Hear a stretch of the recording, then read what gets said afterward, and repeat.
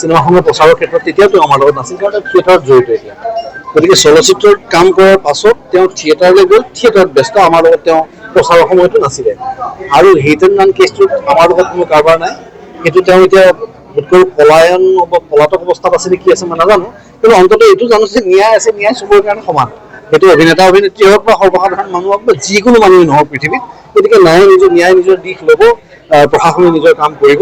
কিন্তু আমাৰ লগত উপস্থিত নথকাৰ কাৰণটো এইটো আমি জানাত যে তেওঁ আচলতে থিয়েটাৰত আছে এবছৰ। আজি তেওঁ ক'ৰবাত কিবা এটা হৈছে, এইটো ছ'চিয়েল মিডিয়াত মই শুনিছোঁ, এতিয়ালৈকে শুনিবলৈ পাইছোঁ। গতিকে ঈশ্বৰে তেওঁক সুমতি দিয়ক, কি ধৰণে তেওঁ আগবাঢ়িব লাগে আগবাঢ়ক, আমাৰ তেওঁলৈ শুভেচ্ছা আছে। আৰু আমাক এতিয়ালৈকে তেওঁ সহায়ৰ বাবে কোনো ধৰণৰ এপ্ৰ'চ কৰা নাই।